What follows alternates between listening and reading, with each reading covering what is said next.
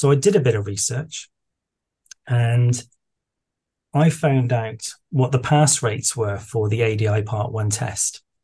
So I'll ask you, what do you think the pass rate was back in 2008 for the ADI Part 1? So we're going back 16 years. So I did have these statistics Excellent. a So lot, you're I say a long time ago, but I can't recall them. You've caught me off guard, so I'm going to be honest. I don't know. no, and I don't think many people do know. And it was really difficult to get hold of these figures. So if he's listening, thank you, Chris, for giving me the link and helping me out with this one. But 61.95%, 62% in 2008 was the pass rate for the ADI Part 1. Now, I don't know about you, but that's not too bad. That effectively is for every three people going to do their Part 1 test, two were passing. What do you think it is in 2023? Oh, it's dropped. Oh, immensely. It's 38%. In fact, in the course of 2008 to 2023, it has significantly dropped every single year. So I thought, why is this? Why is Part 1 dropping so rapidly? And then I thought, well, what happened in 2008? What did we not have in 2008 that actually in 2009, 10, 11, etc., we did? So we are joined tonight by Craig Preedy. Craig, thank you very much for taking the time to chat with me. How are you doing? Thanks for inviting me. I'm doing well. Thank you very much, Josh. Good. So before we get into it, I know we've got a few things we're going to discuss, but would you like to tell people a little bit about yourself and what you're up to at the moment? So I am a driving instructor. I've been one for nearly 20 years now. Um, Range of backgrounds and what have you, but my background before this was training and development, management development, and using coaching back in the mid 90s before coaching was actually a buzzword, and NLP, CBT, those sorts of things. And yeah, when I was made redundant, I thought, well, what can I do? And I just went off and became a driving instructor. And since then, I've been training ambulance drivers. I've done some close protection training. I've trained American Special Forces guys. I've trained old people on how to keep safe on the road and NDIS courses, speed awareness courses. I've done a fair bit. And I've written two books, which are doing okay. That if anybody wants to buy one, I'm sure Josh will put the link in the notes afterward. But yeah, and what I'm up to at the moment, just running a busy driving school, training some PDIs, and I'm writing a third book.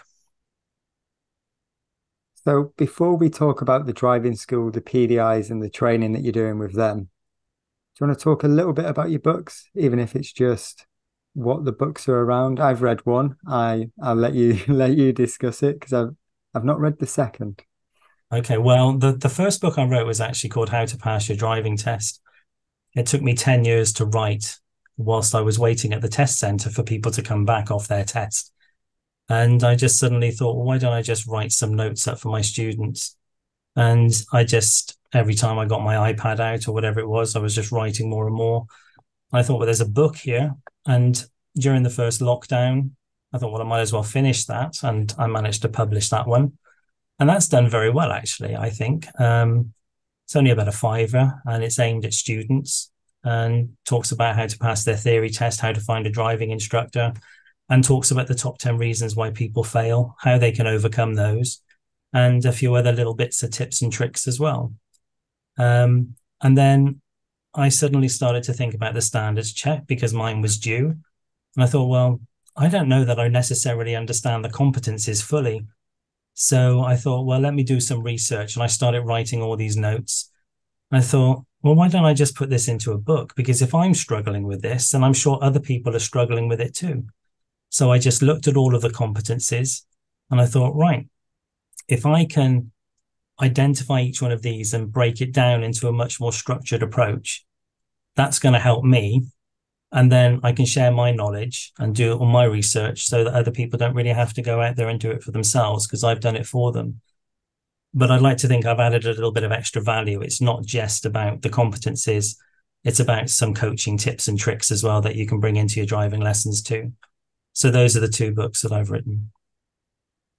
Amazing. The one I've read is from B to A, So so that's that one. Yeah, that's the aimed at competencies one. aimed at driving instructors. I really enjoyed it. The things that are in there, I won't spoil it for anyone. But yeah, the coaching, it's not just this is competency one, this is what it means, this is what you need to say.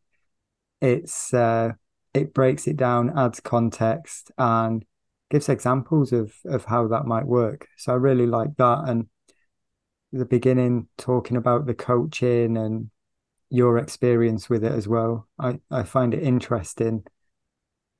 And you using coaching previously before becoming a driving instructor, you mentioned as well about, was it NLP that you was doing? Yeah, Uh, a long time And ago. have you found that's helped you transfer to being a driving instructor? Are they things that you use or not so much? I think I probably do, but I wouldn't say that I consciously do that. I would say that it's part of what I was before I was an ADI. It's part of what I did in my previous role. And it's just become an intrinsic part of who I am and what I do when I'm with a student. I like to think that NLP does play a big part, but I'm not consciously saying, right, on this lesson, I'm going to use some NLP. I qualified as a hypnotherapist 6 or 7 years ago now. And since I did that, I found that that has been a massive help towards the way that I teach. It's helped me with the language. It's helped me to keep people calmer in the car. I use something called a waking hypnosis, where they're not really aware that they're being hypnotized, but they are. And I do tell them that it's happening, and I'm not going to make them bark like a duck or anything like that. But it's just a way of keeping them calm in certain situations. And it's been a valuable skill that I've added to my portfolio, really. I can certainly see the benefits of that.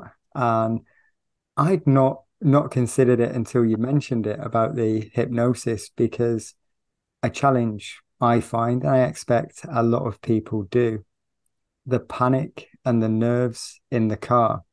It comes at different stages with different students, but it's something that as instructors, we've got to try and support the students with.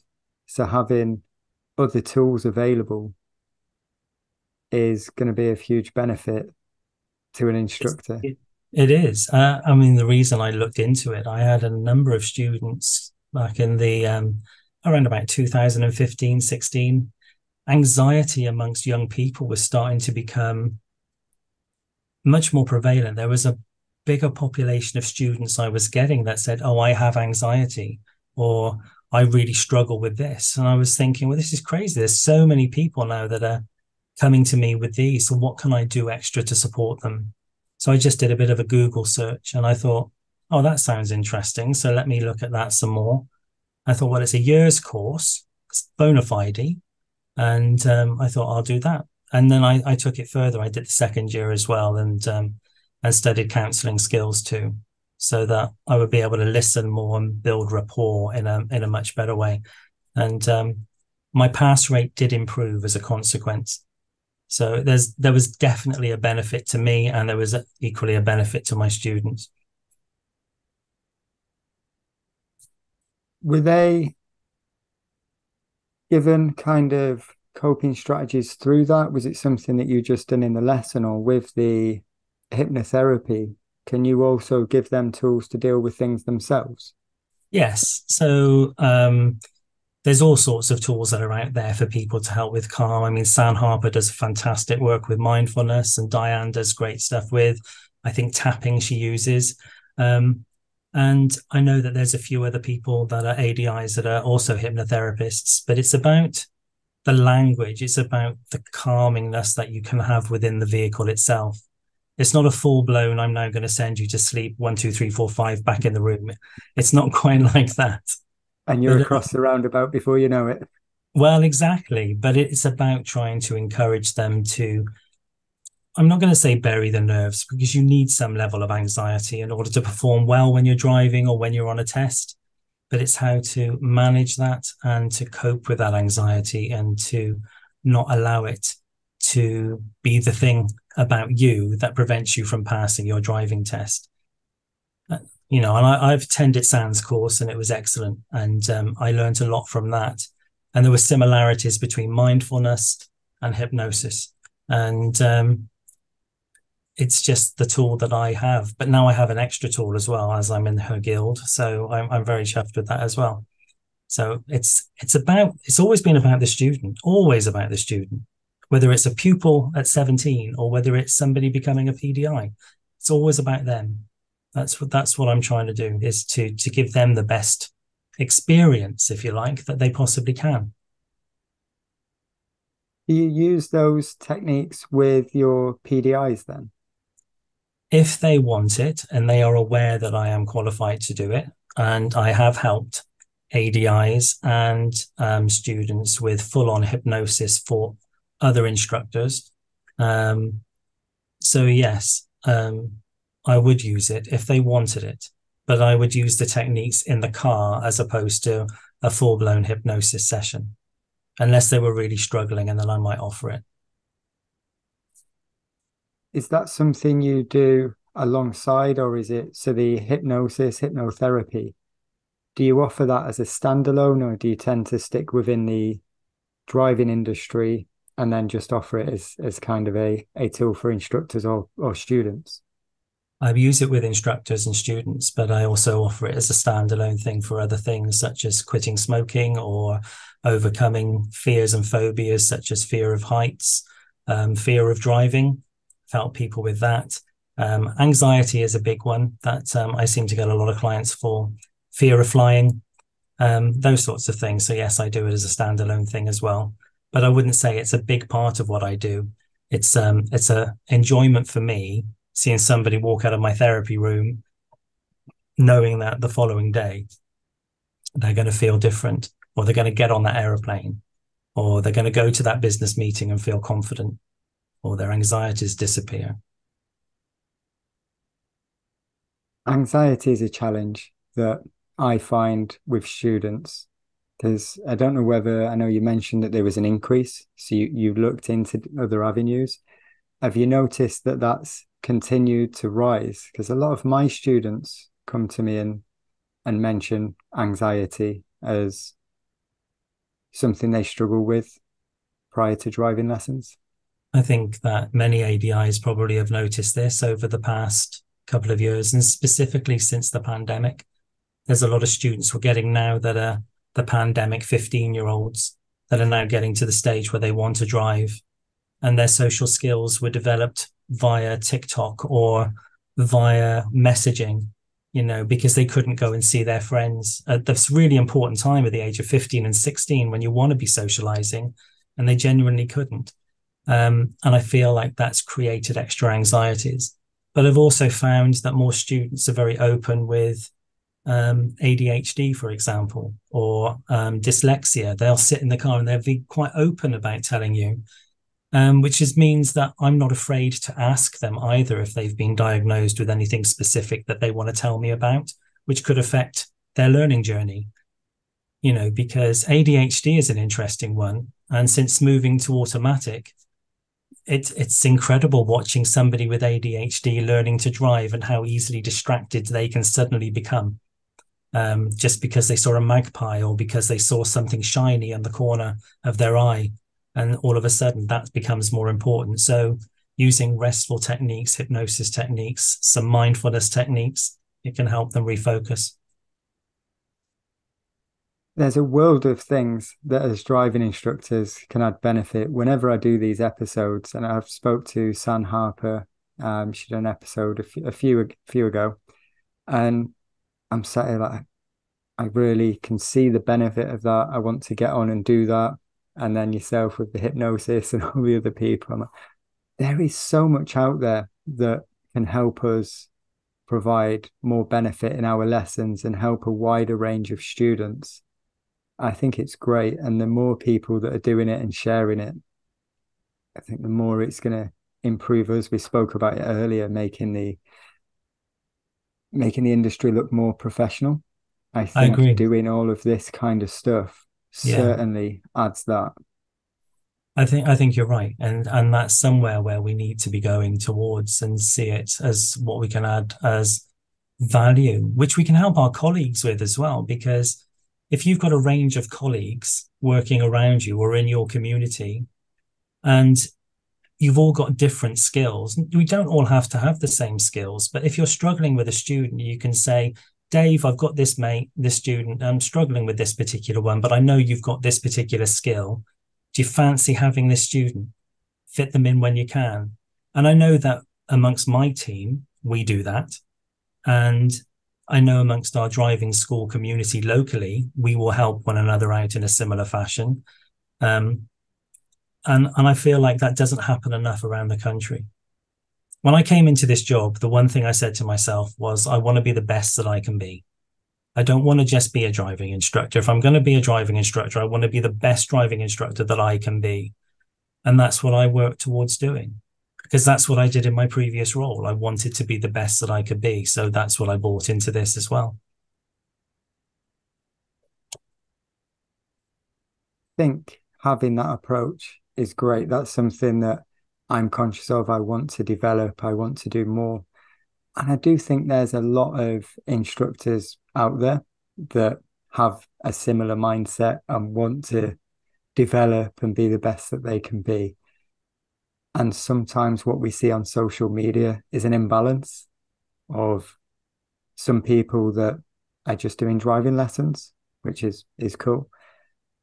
And there's something in the middle where there's people developing but stay quiet, and then you get the extremes in the comments. I find it interesting. I'm going to try and comment a little bit less on some of the stuff.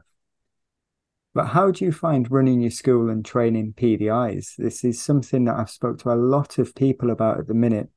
Training coming into the industry, I think there's such a mixed bag of what people are experiencing.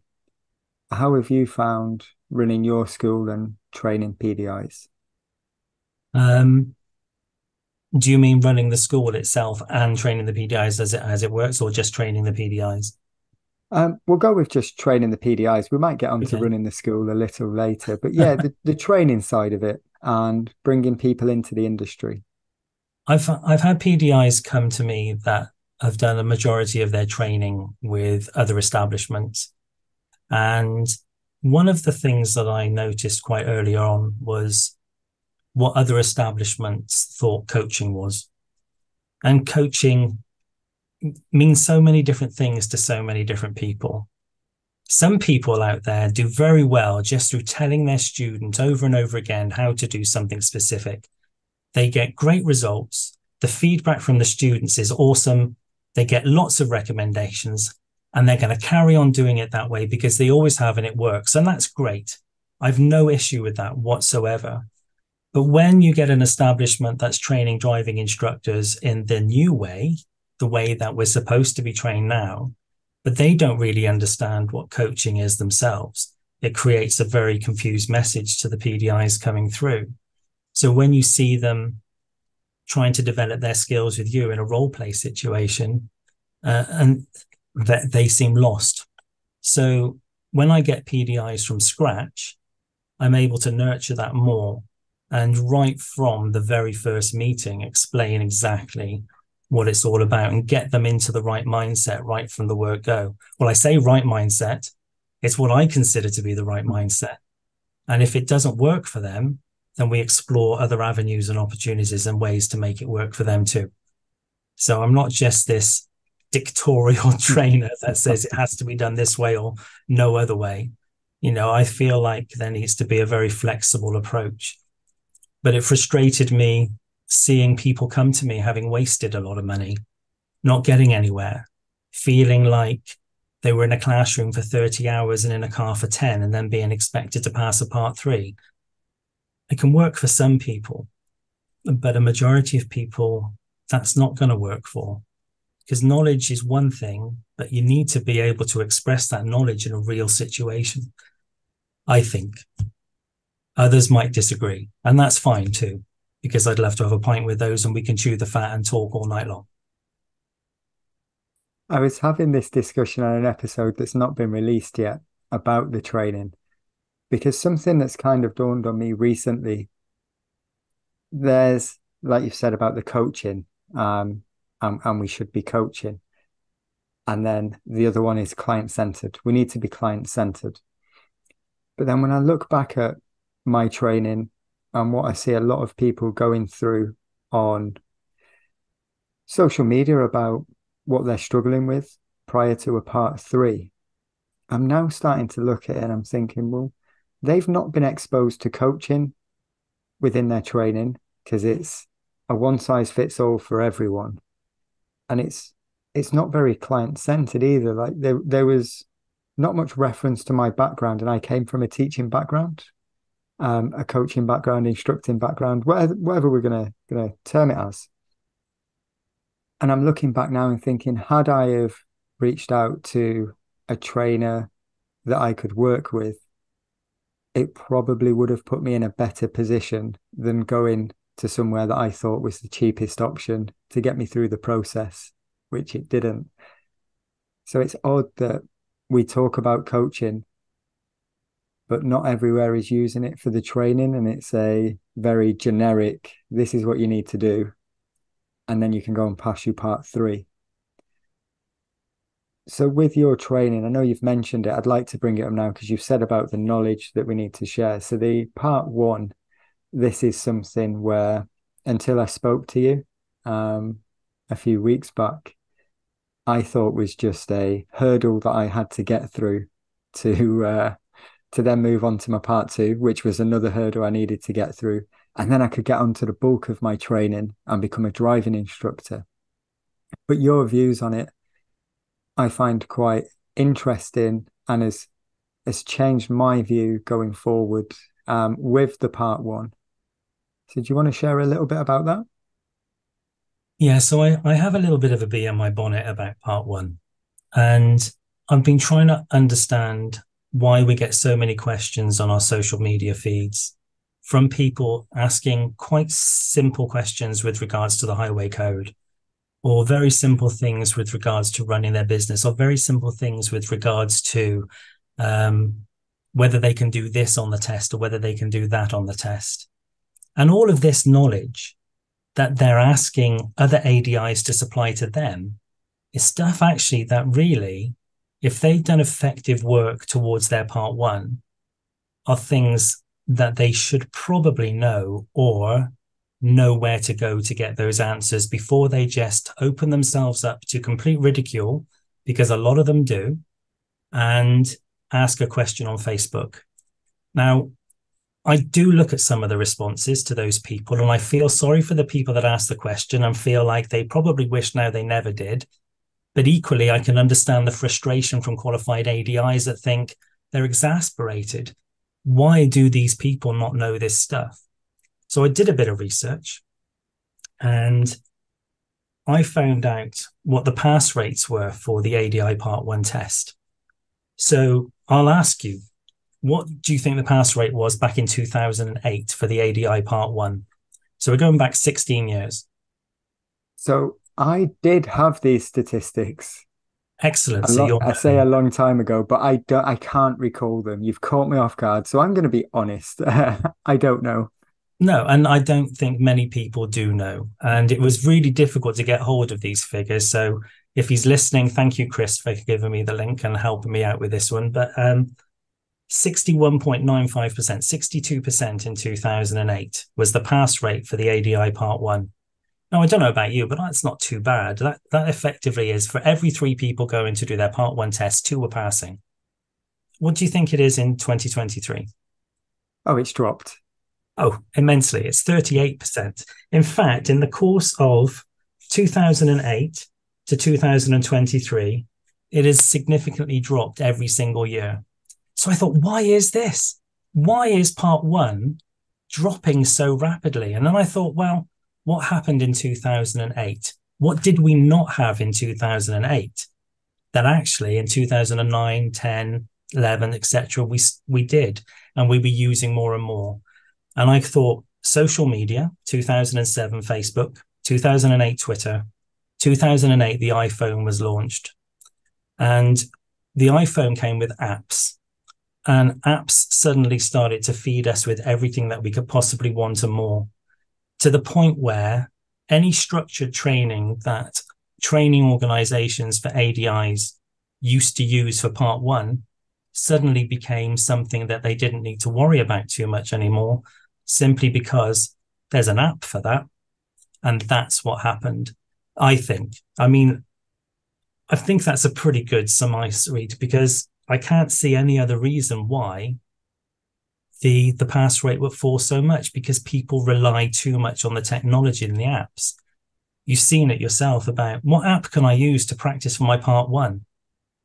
You know, it's not about apps. Apps is there to check knowledge. Apps is not about revision for part one. Apps is great and it really does work for some people, but not if you want the knowledge. If I thought to myself I was going to be seen by a GP who'd used an app to do all his training, I'd be a little bit horrified. And we're expected to teach people to drive safely for life. So why don't we invest time and effort in learning as much as we can before we do the part one, instead of just seeing it as a hurdle to get over, which, you know, you've admitted that you saw that too. And my PDIs also see it that way. So I did construct a workbook for my PDIs.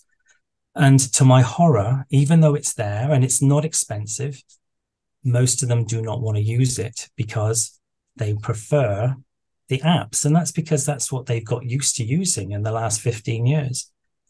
But we need a change. I think something needs to change. I said to you earlier on, I wanted to be the best that I could be. So I was very fortunate to have a really structured training program for part one, and it stood me in good stead. And I feel like had I not have done the training schedule that they gave to me, and I learned in 2003 before apps, then I wouldn't have had the knowledge that I've got now. And it saddens me that there's a lot of PDIs, ADIs out there that don't have the knowledge that they probably could have had they spent 3 months maybe revising for their part one. It's not a big chunk of time, really, when you think about it, 12 weeks. So then I thought, well, why don't they do that? And I thought, well, the average age of somebody coming to this industry is probably over 40. And people that are over 40, it's a long time since they've learned. They probably don't even know how to learn in a traditional sense anymore, like people do at college or university, because they've been in careers before. They may have been made redundant, or they've seen this as a new opportunity. But for them, learning is a new experience. They've not really done it for such a long time, maybe since their GCSEs or O levels. So you need to have a structure, I believe, that can help support new PDIs coming into the industry to give them a real footing into helping them not only to pass part one, but to give them knowledge for part two, and more importantly, to give them the knowledge that they need to pass on to their students in part three, and to actually sound like they know what they're talking about. Does that make sense? Completely. I think I'd probably have been one of your worst PDIs if I'd have come out to you to train. I I went in quite naive to my part one. So through the military, I've done a couple of theory tests to get different licenses and the larger vehicles. So in all honesty, I'd done a couple of mock tests for my part one. They wasn't part one mock tests. They was just driving test, mock tests, and passed them. So I got this, went and done my first theory test, ADI part one, and failed it. And I'm going to steal Chris Benstead's failed by one. I You could failed get a by one. t-shirt printed for that. But yeah, I failed by 1 mark. We'll ignore the other, however many I got wrong. I was one off a pass mark, so that's the only one that mattered. And then I did go back and read, not really with any structure. And I went back again, done my second part one, failed again. This time I failed by a couple more. I was like, I'm getting worse. So I'm over £200 down now. I'm like, should I even be a driving instructor? I can't pass the theory test. And then I had a little more structure with my studying. Not that anyone set me, just that I'd set myself in a few different documents. And then fortunately, I passed third time. So yeah, I was in that trap. And I don't think what you said there, the knowledge and the understanding on where to find that information and the structure to it, I didn't really get that. I got sent a DVD, an app, and told, let us know when you've passed it. But that's not your fault, Josh, is it really? It's like all the people coming into the industry now, it's not their fault. It's the selection of the organization that they choose to help them to become a PDI. Because it's, if we're going to be seen to be professional, then surely it starts with the training that you receive. And that training needs to have a structure. And whilst part 3 has a clear structure, part 2 doesn't really have a clear structure. And part 1 definitely no longer has a clear structure. Whereas I do believe maybe back in the early noughties, it did have a structure. I'm going to give you an example. So this is, I don't know whether you can see that. I can't, you might have to put it in front of you by your chest. Ah, look at There that. we go. We got that. So this is a part 1 workbook. This is workbook 1. And there are 2 of these. And each workbook contains 3 modules. And it starts with the simple stuff. And it gives people the opportunity to read through certain chapters or certain paragraphs in certain books rather than having to read the whole thing. I might simply say, go and read Highway Code Rules 230 to 234. And that will be it. That's that part of the learning within that particular module for the Highway Code. And then I might say, go and get, I don't know, this is a great book. I'm sure you've heard of this one. Yes. Yeah. And I might say, go and read a couple of pages from this book, but I'll direct them to where I feel that they need to go. And at the end of every module, they have the opportunity to do like a checkpoint. They can answer some questions. I can mark it. We get on Zoom. We have a conversation. We look at what they did well at. We look at what they got wrong. I'll go through what they got wrong and why the answers are what they should be. And then we move on to the second part of that particular module. Now, some modules have got 3 sections in it and some have got 6 sections, but they're structured and they start at the beginning and they finish at the end because that's what we're leading them towards. We want them to get to that ultimate goal of passing. It's very similar to the structure that I used when I passed. I got 99 out of 100 on my first attempt and I was annoyed because I didn't get 100, which makes me sound like a bit of a big head and a twonk probably, but I just thought, why didn't I get 100? And I didn't even know which one I got wrong because they don't tell you that. And that really annoyed me and still does. You can tell this is 20 years later. I'm still annoyed by that. But there's such a thing of resources out there for people. And these are books that shouldn't just be on the bookshelf, but they should have thumb marks in them and pages turned over and highlighter pens written through them and little pencil marks in the margins. And people should be referring back to these as well, you know, whilst they're going through their part 1 and their part 2. That's what I think. And then hopefully we can get this pass rate back up to 60 odd %, if not higher. Yeah, I've not helped those statistics in what, 2021, 2020 when I went through. I managed to fail to pass my third. So yeah, about the 30 to 38% seems about average. It does. And it's a shame that it is. And it's not the PDI's fault that this is the way that it is. What I would love PDIs to do is to find an organization that can help them with a proper structured learning program. If there was a BTEC level 2 at the end of a part 1, maybe an essay question as well, where they demonstrate their knowledge and understanding, that surely would be a really great way of boosting the professionalism of our industry, because you've got something that people can demonstrate. I've got a BTEC level 2 in this, or a BTEC level 3 even, but we've got nothing to show. You get a certificate with a number on it and says, right, go and apply for your part 2 now. And that's it. Whey, and they forget about the part 1 then. A bit like our learners really, isn't it? When they've got their 43 out of 50, they forget about that and they just want to learn to pass the driving test. which actually makes PDIs no different to learner drivers in some respects, because they just want to get to the chunky bit. They want to get to the meaty part, the final chapter, as it were. There's not much of an incentive though, unless you have the understanding that you've said there. Like the way you're talking about it makes me think I need to do more. And I need to go back. I need to do more.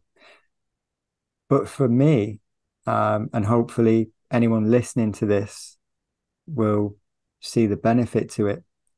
It cost me an addition. I think what's the part one? About £100, 90, It's around 100, about that £92, something like that. 93, something like that. Yeah.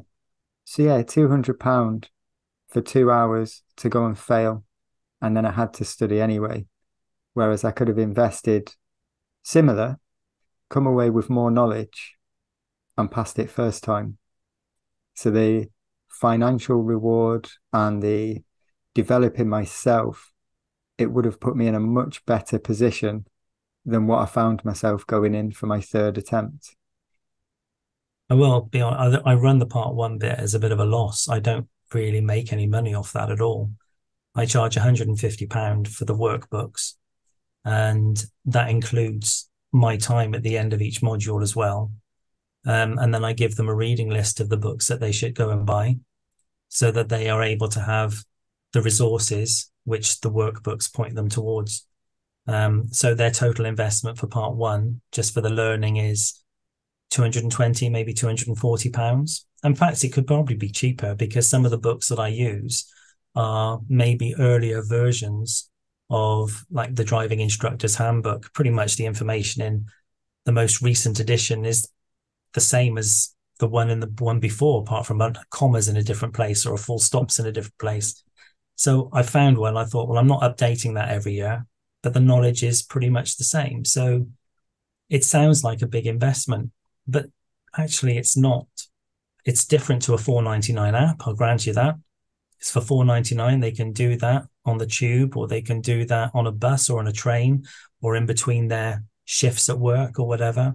But it's not like getting proper knowledge. I just remember being sat down with all my books around me and treating it like it was a proper subject. And I don't, it's probably just me, but I don't understand why many others don't see it the same. And that frustrates me. And that's not, it's maybe it's the DVSA. I will say it out loud. That's probably marked my card, but maybe it's the DVS. I know Terry will be there before me, I'm sure.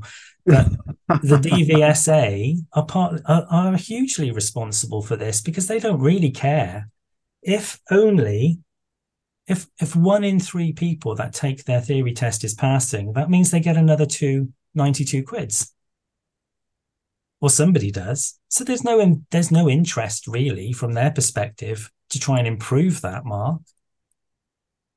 And because if there was, then they would probably put some sort of package together or some sort of structure together. And it doesn't exist. So maybe we need a collaboration of ADIs to sit down and write something and go to the DVSA with this and say, right, I've done a BTEC level 3 qualification in the ADI part 1. We think you should market this, and you need people that are proper assessors to assess the work that's being carried out. Have you just given yourself another job? No, what I've probably done is just alienated 30,000 ADIs. If it doesn't go down too well, we'll cut this bit out. It's all right. That's all right. I think there's something to be said for that, because becoming a driving instructor, there's no real barrier to entry. And the job we're doing, we can see it as we're just teaching people to drive. But it's pretty high risk. When someone passes their driving test, they're in charge of a heavy vehicle that's capable of doing ridiculous speed. And the requirement to do that in this country is have a driving license that you've had for 3 years, less than 6 points, or 6 points and less, and be over the age of 21. I don't think there's any more requirements. No, but you can earn 50,000 a year. I mean, what 21-year-old wouldn't want to go for that? But you're right in what you're saying. That's it. That's the base level of entry. In other words, you've got a driving license at the basic level of competence that the DVSA requires for anybody to have a pink license. Where you go. Teach some 17-year-olds how to handle this ton and a half of metal at 70 That's miles an right. hour. Yeah. I mean, we could talk about the part two next and what people need to do for the part two, but we don't because the pass rates for the part two aren't actually that bad. So people are obviously enjoying that part of it because if it's something that you enjoy, you'll put more effort into it because you can see a definite improvement there. Whereas you don't get a real measure of your success until you sit the part three. Whereas with the with the part one, you don't get the measure of success until you sit it and get your result. But with a part two, you can see your development over time improving. And that's your measure of success. Oh, that was better than last time. I did that bend better than last time. Or I'm able to talk about things further in the distance than I did last time. And then we move into the part three, of course, which then is a little bit like the part one. It depends on the structure that you've got as to whether or not you're going to be a success or not. You know, the part three pass rate currently sits at 36.5%. And it has improved since 2008. It was 27% then. But in essence, you know, again, 1 in 3 people is passing the part three. And I'm wondering if there's a correlation between the part three and the part one, because the pass marks are very similar. Would more knowledge help to develop the teaching skills of somebody on a part three or not? I don't know. Is knowledge power? Looking back and reflecting, I wish I had structure for a part one. Now it's easy for me to sit here with yourself and the passion you've got around the part one and say, yeah, I wish I'd have done that. And now if I had to go through the process again, I would approach it more professionally. But if I was to look back at when I started the process however long ago it was, 3 years ago, 4 years ago, it was just I want to get through this one. So I want to get through my part one, get through my part two, and then I can learn to be a driving instructor. Because it wasn't pitched at that level of your part one is going to give you all the knowledge and you can go and get all of that information so that it will prepare you for your part two and your part three. So it wasn't sold that way.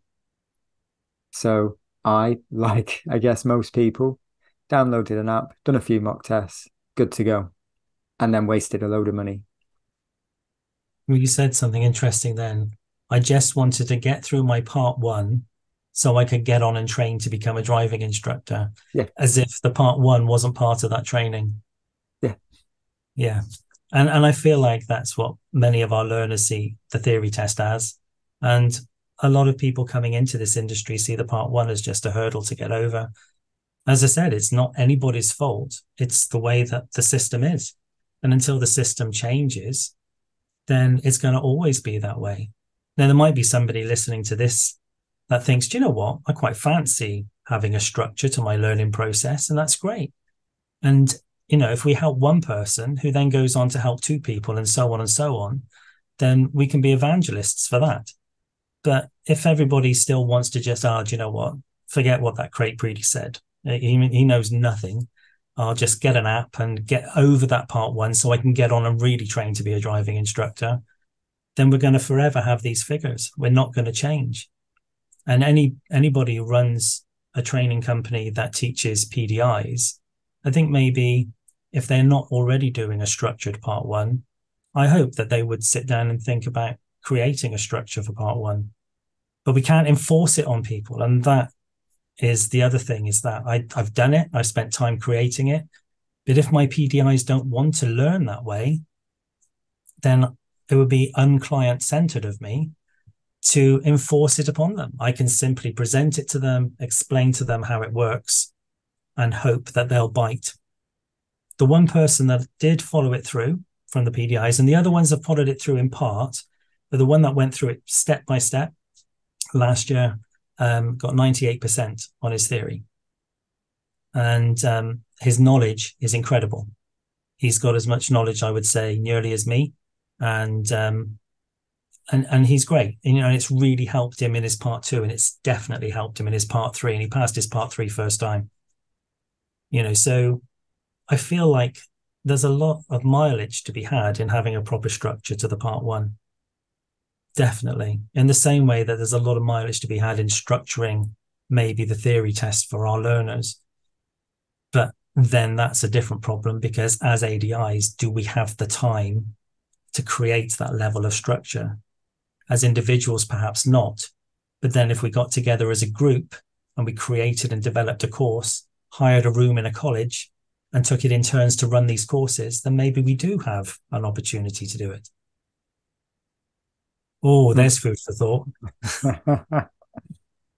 So I think you've given yourself a couple of jobs off the back of this, but there's Yeah. something to be said for like in college, catching the students at 17, because they all stay in education now. Is it until they're 18? I Yeah. can't remember what the school system is like these days. But there's a theme here. I left school as soon as I could. But yeah, catching it in schools, offering a package, a couple of hours over a few weeks to set some foundations in for people. Because a It lot of has been tried, learners, The people it did has. try to do that, yeah. There was a BTEC level 1 in driving and a BTEC level 2 in driving. And actually it was worth UCAS points as well. And for a while, I did a couple of them. I can't remember the name of the guy that did it. But it doesn't exist. But there was a lot of money invested at the time in delivering these BTECs and getting ADIs around the country to deliver those BTECs. And I had the pack. Some of my other instructors had the pack, but nobody wanted it. You just couldn't sell it to other people. There was a small cost involved, but students didn't actually want it. But that's not to say it was a bad idea. It was an excellent idea and would have genuinely helped these learners. And in fact, even Pearson or the DVSA had said, if they do the BTEC, they would get 15 questions credit for their theory test. So they would only have to do a theory test out of 35 instead of out of 50. Now, how cool is that? But it never took off, which is a real shame. But then you need people to be able to run those things, and you need the qualified ADIs to do it. It's no good just being an ADI. You need to now, if you're going to go into a college or school, have the PETALS qualification or whatever the equivalent is at the moment. And for a BTEC, you also need to have a QCF qualification in order to assess those things, which I do have both of. But I would be quite happy to develop a course and run it in a college. I mean, I think it would be fun to do. But yeah, it's whether people want it. It's how you sell it, I think, isn't it? Like you said, people don't want it, whether that's from the industry delivering it and additional work to get qualified and be in a position to deliver it. And then the students, you're right. I think apps have they made people lazy? I don't particularly want to go out and say that, but I will. It's made me lazy. If I can jump on an app and think that I'm getting the same information that I would get from naively thinking I'm going to get that information, rather than sitting down of an evening and spending an hour or two revising, having structure, when I can sit on an app for 10 minutes, I know which one I'm going to choose Of course. because And I don't there's an blame easy. people for doing that either. I feel like it's their shortcut to getting to where they want to be. But it's because that shortcut is allowed.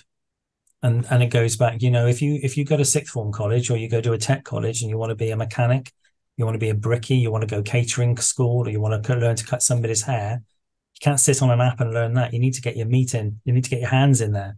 You need to understand the theory of cooking food and preparing food and what shelf it needs to be on in the fridge before you can make a meal.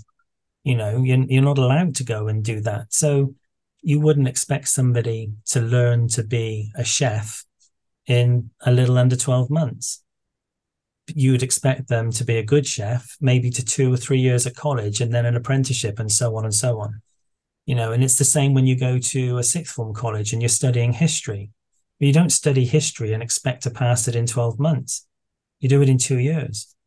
And learning to drive, they want to do it as quickly as they can. Yeah, which one of those is going to kill them first? History or learning to drive? I mean, we'll excuse what they call that thing, but I can't think of the name of it, but botulism or something that you get if you've got bad food. But maybe a chef can kill you quicker than a car. I don't know, but you I see mean, a what I car mean? can kill pretty quick, Yes, it can. Yeah, and that works for the same becoming a driving instructor. If you're on the ball and willing to travel, 3 months you can qualify. yeah, So you could go from no teaching background, no coaching, no nothing. Could be what, 21, 22, yeah. and within 3 months be a driving instructor. Now, I've got nothing against that, but there's no incentive to spend 2, 3 months studying at the minute when it's I might get lucky with my part one. I think what you're saying there is very true. And there are people out there that are probably qualified in that 3 month period. And I expect that they're excellent instructors, and to have that commitment to be able to understand what's being taught to them, whether that be in a classroom setting or in a car, and then to translate that into a lesson which is good enough to get them to qualify, then hats off to them. But they are in the absolute minority. There is not many ADIs out there that are like that. There are ADIs out there that have been around the whole system twice. There are ADIs out there that, have done it on their third attempt and sweated like buckets and are still panicking now about the envelope dropping on the mat. And there are those like me who have got a grade A that still dread the envelope dropping on the map because, I may have written a book on it, or I might understand what the part three is all about. And I'm pretty sure that I give reasonable lessons, but it doesn't stop me getting a bit anxious when it comes to the part three or standards check. So we all get that. But as I said earlier on, knowledge is power. The more knowledge you have, the better prepared you can be going into any of these things. And having that part one knowledge, because they're listening in the back about the knowledge that you're saying to your student. And I've had it from some of my PDIs where they've used language on me I've been driving along and then they've said something. I can't give a direct example. And I've thought, right. And when we've stopped, I said, so you said that. I said, how confident you are that the thing that you just told me about is 100% right?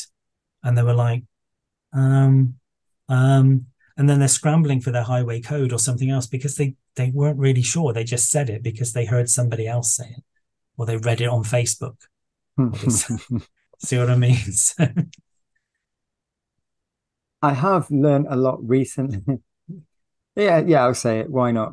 I've been helping my students a lot more with the theory test and going through the test and trying to help them with things that they don't understand on the test. Because a lot of them get in the car, like, how's your studying going for the theory test? Like, yeah, it's going fine.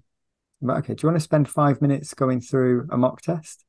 And we'll just get my phone out with the keys out, engine off, and go through a mock test. And they'll get to maybe there'll be 3 or 4 questions that they was unsure of.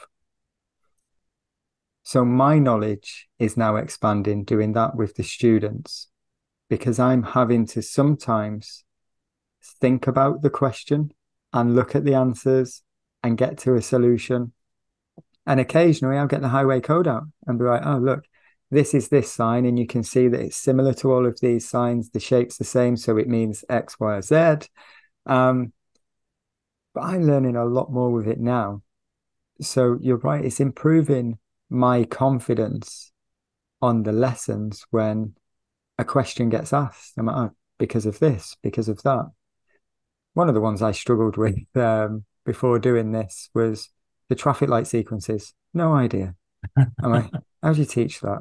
I don't know. If it's green, you go. If it's red, you stop. What about amber? Make sure it's safe to stop and we'll be all right. it's also the color of the studs on motorways people get really confused about. I had that on a lesson today. Yeah. There was, I It's can never how do remember you get this. that over? But again, you need to know that yourself in order Yeah. to be able to get that over to the pupil. Chris Benstead actually recommended a book to me because I was struggling with one of my learners and I really couldn't help. And he was great. He was supportive of her. So she used his service. And then we took it on a little bit more. But the book that he recommended, which I was going to get for her, I actually bought it and gave it to one of my autistic students. And he's been with me since he was 19. He's now 29. And a couple of months ago, he did his first theory test and failed by one. He didn't, he got 8 wrong, but he failed by one. I was so proud of him. But the book Chris recommended was a colouring book. And it's just this. Have you seen it? I've not seen it. I've heard of it. I've not seen it. It's incredible. It came with pencils, coloured pencils, and a book. And every page has just got some really scatty drawings on. But I would say, right, this is your homework for this week. I'd set his homework. I said, I want you to colour that page, but then I want you to look at the little bits on the left-hand side and see what you can remember. Anyway, for the first couple of times, it was a real struggle. The colouring was like haphazard and he wasn't that interested in doing it, but I persevered. Anyway, now I'm letting him set his own homework with this book. So, right, you choose what you want to do now. So last week he chose motorway signs and I quizzed him on it. And he got it 100% right, everything. And last week was the same. The week before was the same. His knowledge is almost like he can read it back to you like a parrot. In fact, I'm doing this with the book because I was sure at one point he was reading it over my shoulder, but he isn't. He just knows. And it's about, again, having patience with him because you ask a question and because he's autistic, he doesn't always respond straight away. And it's the listening, it's waiting for the cue. So I don't interrupt. I just let him think about it. And then after 30 seconds, the answer is there, but it's perfect. Absolutely perfect. So, there are tools out there that we can use to help even the students that we feel are struggling the most, like the deck of cards with all the road signs on, which I use with my students as well. I've got some of them that I've given out, the road signs flashcards. Because before I started this, I knew I had to do something different with my theory test. Because when I passed and I started getting my students, my helping them prepare for the theory test was giving them a copy of the highway code. Go read this, do your theory test, you'll be all right. And people were still failing. And I couldn't understand why.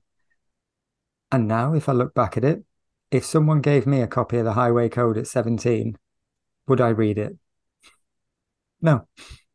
No, because the plot's a bit boring, isn't it, really? Yeah, it's a real difficult read. Some people don't mind doing that, but it's about setting a task. Again, it's setting them a task. What's my highway code? So if I give a student a copy of this, I'll say to them, all I need you to do between now and next week is read the first 10 rules that are in there. And I want you to put a little pencil tick next to each one. But every time you read that rule, I want you to put another pencil tick next to it so that you know how many times you've read that rule. And you should hopefully end up with 3 ticks next to every single rule in this book. But all you need to do between now and next week is maybe read 10 every other day. Do you think you can manage that? And more often than not, they probably say, yeah, well, 10 doesn't sound much. And they might only do 5 because some of them are pretty long. But as long as they're doing something and they have a little bit of an incentive, because I say 10 minutes, 3 times a day, is half an hour a day. That's a lot of revision that you're doing every single day. At the end of the week, you've done 3.5 hours revision. Well done. And it's like, oh, I can do that. Because what else are they going to do in 10 minutes? That compound effect is massively overlooked. And I'd not linked it again with the theory test because I do it myself with different things. If I can just set myself, like reading books, if I can set myself 10 minutes a day, again, looking at the effect of it. So that's given me another approach for the theory test with my students. I'm not sure how you move forward with the theory test and the part 1 test for PDIs, though. You can do it in a similar fashion with that, even if you haven't got a set structure specific, but you've got a PDI that you're training at the moment and they're struggling. Then maybe as the trainer, have a look through something like the driving instructor's handbook and just pick out a chapter or 2 or maybe some paragraphs on certain pages that you feel is going to be useful for the next topic that's coming up, or maybe for the part 3 exam that they've already got booked. And just say, look, go away and read these highlighted pages, come back and we'll have a little chat about it next week. So it's whatever works. It's horses for courses, really. There isn't any structure at the moment. And we've all got to, if we train ADIs, we've got to think about the structure that we can put in place to help the ones that we are teaching. But we do need something. We need something official almost that gives you a recognized qualification to work towards this professionalism that we so want. Well, some of us do, and some of us don't. Some of us don't care. Some of us are just happy to start at 9, finish at 4, charge 40 quid an hour, and that's it. And that's fine. If that's the way that they want to work, then that's fine. As long as they're producing safe drivers, then we can't criticize that. But, those that want to take it further perhaps need to start thinking about the structures that they put in place. They're all starry-eyed when they come into this job, thinking how easy it's going to be. And again, the more people I talk to coming into this industry seems fairly straightforward, but it takes work, it takes time, but in the right place. And if you've got structure and someone like yourself providing that experience and structure, it's going to make it a lot easier, because the pass rates are not great, which means in the long run, it's going to cost more money and more time. That it delayed me probably 2-3 months failing my part 1s. And then I failed my first part 3, which again delayed me and cost me time and money to prepare for my next part 3. And it does come back to that knowledge and structure, I think. I mean, my route into the industry was slightly different to expect most people, because I didn't go on a PDI license. So I'd done an intensive course, and then off I went on my own to go and do my part 3 while I was teaching for free. But I may have changed that if I'd have done my research beforehand and found someone like yourself or a trainer elsewhere that can provide structure that worked for me and helped me develop, rather than do this task, and then you can do this week course. It's difficult. It's difficult to know where to go, even, isn't it? Because when you start, so where do I start? Where do I go?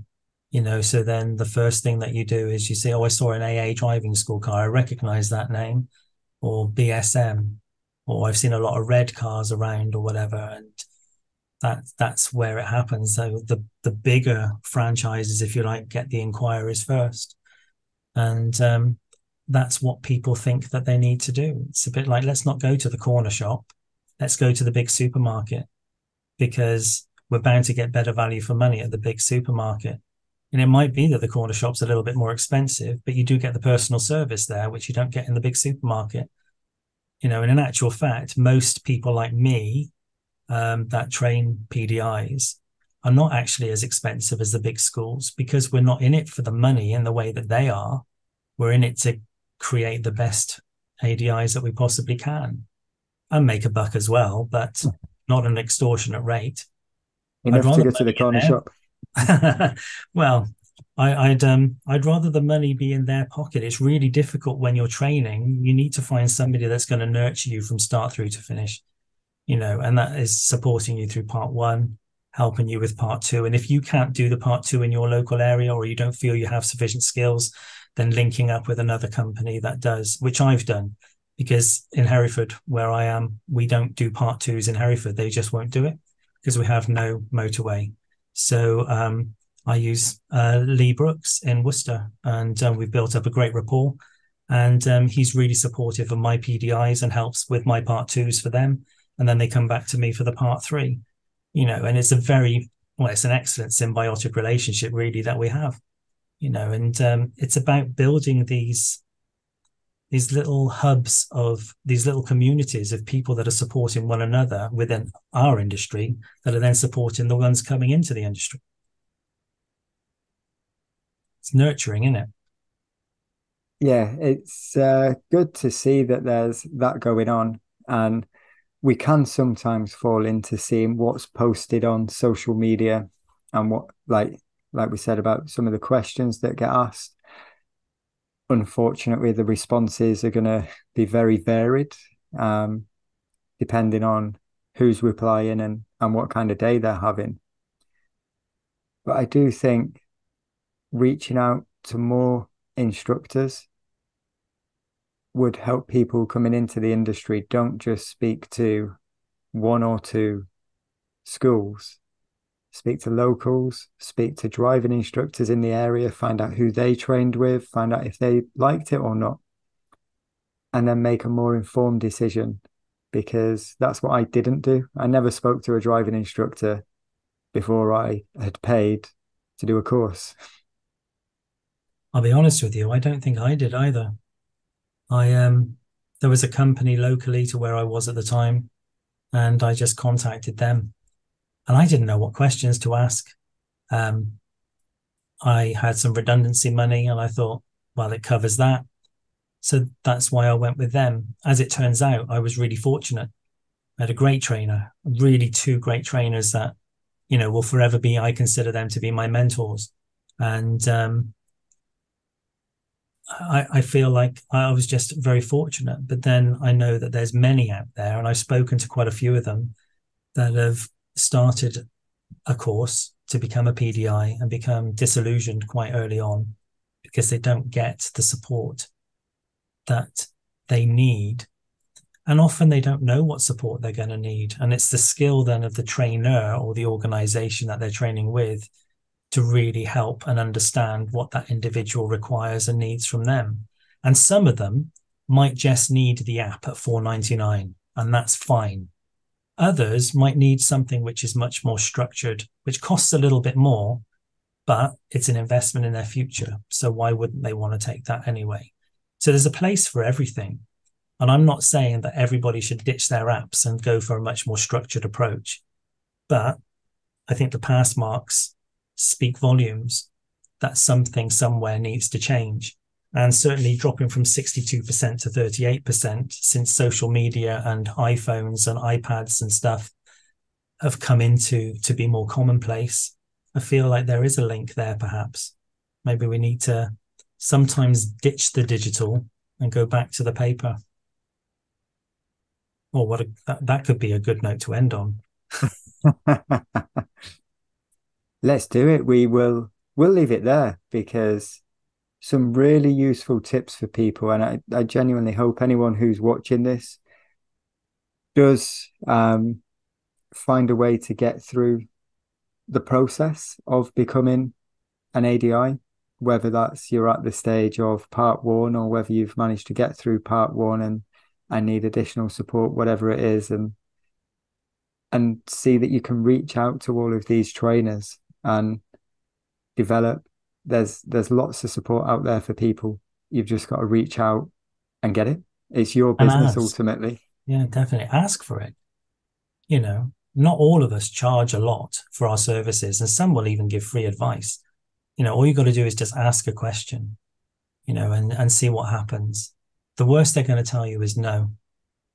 It's not like you're going to go out for drinks or anything like that, is it? It's like, I really need some help. So, yeah, definitely. It's been great, Craig. Thank you so much for your time tonight. Thank you I for letting me appreciate waffle. it. It's been really informative. I've really enjoyed it. But if people do have any questions or if they want to see what you're up to, I will put links to your books in the description. But is there anywhere else that you'd like to send people that They would like more can info? get me on, I can't even point to it, ydrive.co.uk. That's my driving school, but they'll find my details on there. I'm on Facebook, so they can find me on Facebook. I'm the guy with the dog next to it. There's two profiles I have, so choose the one with me and the dog, not the one with me looking all hypnotherapy-ish. Um, and I'm on LinkedIn as well, so they can get me through any of those resources if they want to. Amazing. Thank you very much, Craig. Thanks for having me, Josh. I appreciate it. It's been It's fun. been a pleasure. Thank Yeah. you.